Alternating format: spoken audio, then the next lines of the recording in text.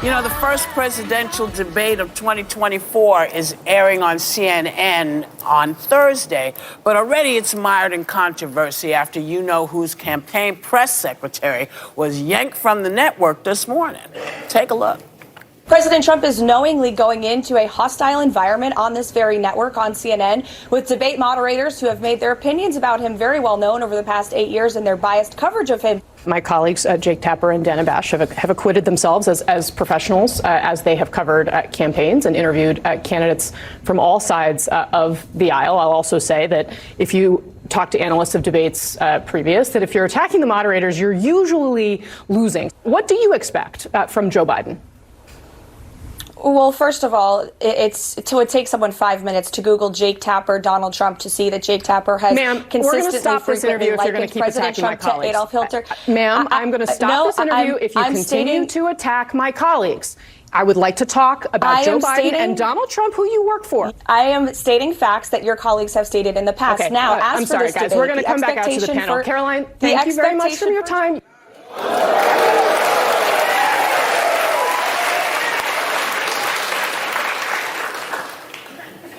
All right, guys, so we got to talk about the cackling hens on The View, who reacted to the viral moment on CNN when their woke anchor got triggered at a Trump campaign official, the Trump press secretary for his campaign, when she decided to bring up the bias of the CNN moderators for Thursday's debate between President Trump and Joe Biden. And the CNN anchor, she didn't like that. She got upset, she got triggered, and she decided to shut down the interview. Now, it should be no surprise that the cackling hens would agree with this, but what I really want you guys to pay attention to is the reasoning behind why the cackling hens agree with CNN shutting down the interview with the Trump press secretary.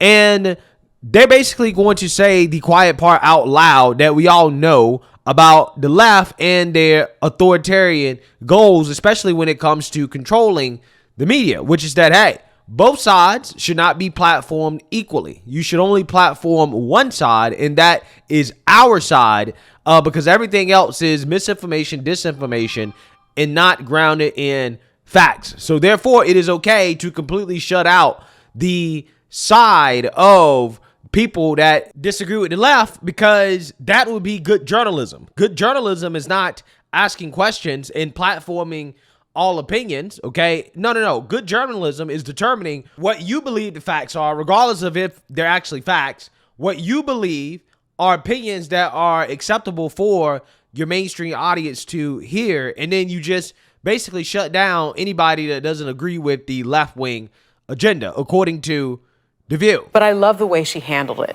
because back in the day, journalists in the days of, like, let's say, Walter Cronkite and people wouldn't have done that to Walter.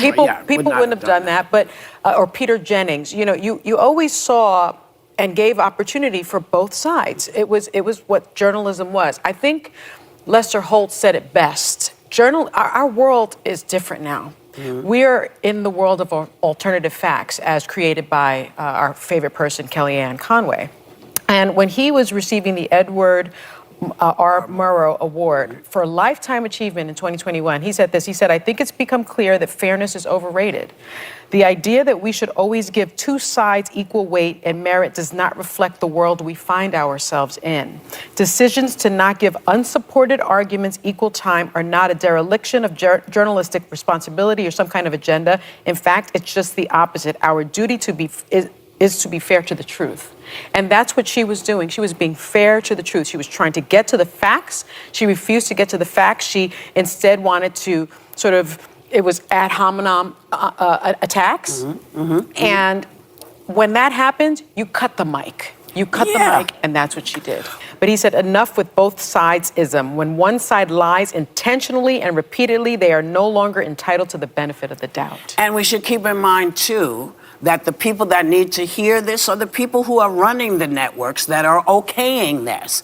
Because this idea, it's like they say to you now, you can only work within this perimeter. Mm-hmm. But if the facts don't if the facts are not clear to people, that was what a journalist was there to do, to say, in fact, this is what went on and this is how we checked. Now, we've been given doubts that people don't know how to do this. The media has pretty much always been fair to each side. And now when we've gone to this place where you only hear this, see, we have to tell you both sides. That's why Alyssa's here, that's why Anna's here, because we don't all think the same way. And it's like you all don't think the same way, so you want to hear what other people say. But when they're lying, we can't have it. No. We can't allow on this show to have things said that we know for a fact are not true. That's what it used to be. That's what it needs to go back to be, and that's where y'all come in. It's okay to feel how you feel, but demand the truth. Demand folks fact check what they're telling you. Wow. The amount of delusion in that segment is just astronomical, okay? Let's start with Whoopi claiming that, well, on The View, we platform both sides because we don't all think the same, right? Boy, that is hilarious to think about. Okay, this idea that Whoopi really believes that The View, the liberal view, these far left view platforms all sides. Okay, maybe on some things, right? I gotta say, when it came to the school choice conversation, Anna Navarro and Alyssa Fair Griffin actually, somewhat took a conservative position, right? They kind of defended it, but timidly, right? They weren't really strongly defending it, but they were kind of defending it. This is now happening in Florida. We have a voucher system in Florida. I think it's about $8,000 per student if the parents apply. There's a cap on how many there are. But also, look, I went to private school my whole life. My grandkids are in private school. Al's kids went to private school. So I think it'd be really rich of me and hypocritical to say I don't want poor black kids and poor Latino kids and poor white kids to have the same opportunities I did. And so I want public schools to be better. Yeah. I want them to be at the same level. But sadly, they're not. Sadly, they're not, and there's so much insecurity with school shootings, with so many different things where students are falling through the cracks. Until they are equal, I can't tell a parent not to give their child the same opportunity that I was given by my parents because they could afford it. Well, I respect that, but the bottom line here is that states have already reduced what they're giving schools. 39 states are down in what they're giving public schools since 2006. So you cannot then allot other money. If we want our public schools to get better, you can't take money out of the system. They're underfunded. Teachers are underpaid. Another thing is there's something suspicious here about the fact that a lot of the people that are interested in this are Jay-Z, Betsy DeVos, Donald Trump. There's these. He's not a billionaire, but he pretends to be. But like a lot of billionaires are actually invested in this. And someone said something really rich. A professor of educational policy said, part of it is, I think, an ideological faith in getting rid of public institutions and moving towards a deregulated free market. And I say that purely because of last week, we talked about the 10 commandments being put up in schools. And we talked about do what you will at private schools, do what you will at religious schools. If we don't have regulation and good, thriving public schools, we have no oversight into what's going on in those. But if I may say, there's a 25% higher graduation rate in DC after the Opportunity Scholarship when kids had the opportunity. I don't think only the kids of wealthy parents should get a shot at the best education. We should fix the system, but everyone should have access to a high quality. But outside of that, it may be some niche social issues that really don't have anything to do with politics. Yeah, that's it, right? And that's about it. Everything else, they all agree on, okay? All these women on the panel are liberal, okay? Even the so-called two conservatives, Alyssa Fair Griffin and Anna Navarro, because you cannot call yourself a conservative and openly cheer for the Biden administration, okay? I think Anna Navarro voted for Joe Biden. Again, you voted for the progressive administration, but you call yourself a conservative. It's one thing if you didn't vote at all, okay? Yeah, I mean, you also support drag queens, right? They support drag queens. They support kids being taught about sex and pride in school and all types of stuff like that. No, you're not a conservative, right? There's not one conservative on that platform. Again, there could be some niche issues where the Cackling Hens may have some disagreements, right? But when it comes to 90% of political issues, that show is mainly a political show. When it comes to, 90% of political issues, politics, they agree, right? They basically all agree, especially in regards to how much they hate Trump, okay? Because you have to have hatred in your heart for Trump to be so overtly biased in regards to analyzing what clearly is the Trump campaign calling out the clear and obvious bias of CNN, okay? Because essentially they tried to say that, well, Trump's press secretary was just issuing ad hominem attacks. Well, the attack wasn't ad hominem. The attack was actually factual. She brought up a real fact that Jake Tapper and Dana Bash, people of CNN, the moderators, have a history of bias against Trump. Evidenced by the fact that they have peddled hoaxes against Trump in which the mainstream liberal media takes what Trump says out of context and to try to make it look like he's saying something that he's not saying, i.e. the poison the blood of the country comments and the bloodbath comments that were taken out of context, okay? It was spun by people like Jake Tapper and Dana Bash, who are moderating the debate, okay? So, yes, I think it is reasonable to ask questions about whether or not these moderators are biased, because it seems as if they are. And instead of CNN defending their anchors in a way that actually, again, would make sense if your anchors weren't biased, okay, with evidence and proof that, hey, they're not biased. No. They just shut down the whole interview. Just shut it down.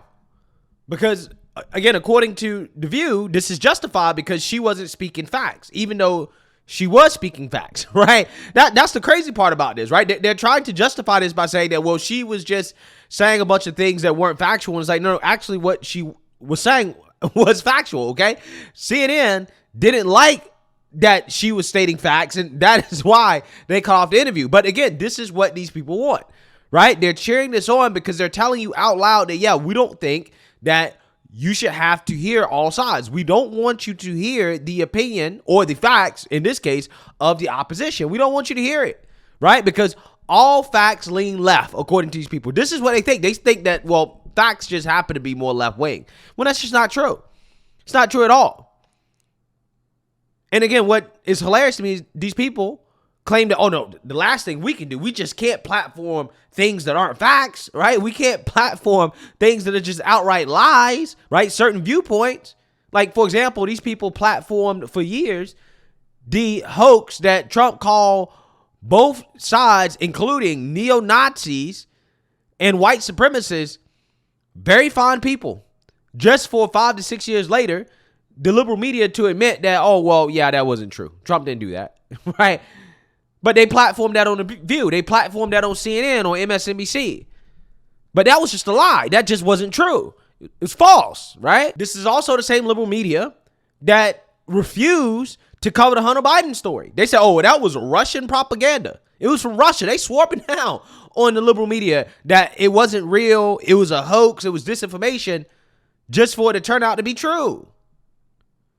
Throughout all the pandemic, they were platforming misinformation and falsehoods about the virus and the vaccines and all the other stuff they was telling us during the pandemic. They were platforming these things on The View. So this idea that, well, we can't platform things that aren't facts, is just not true, right? You do that all the time, because what you choose to platform is not based off facts.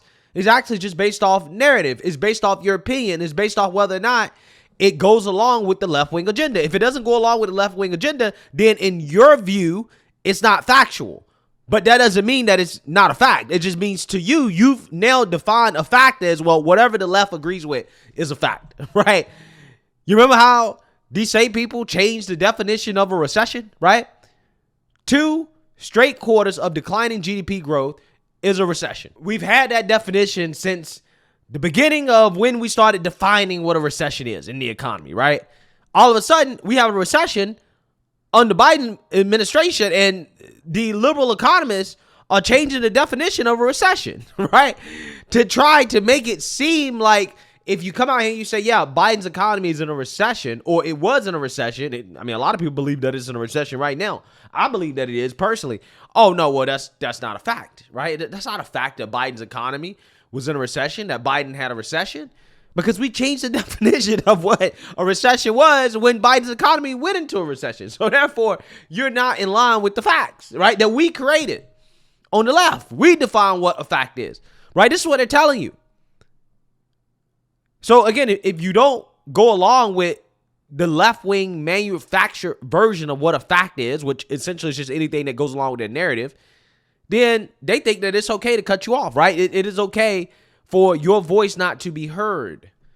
And this is the type of authoritarianism that these cackling hens openly cheer on, that the media openly engages in, and then they want to try to pretend like, oh, well, we're the good guys here, right? We're just censoring opinions that we don't like, right? We're the good guys. Okay, we're just protecting our journalists, okay, from being called out for not doing journalism. It's amazing how that works.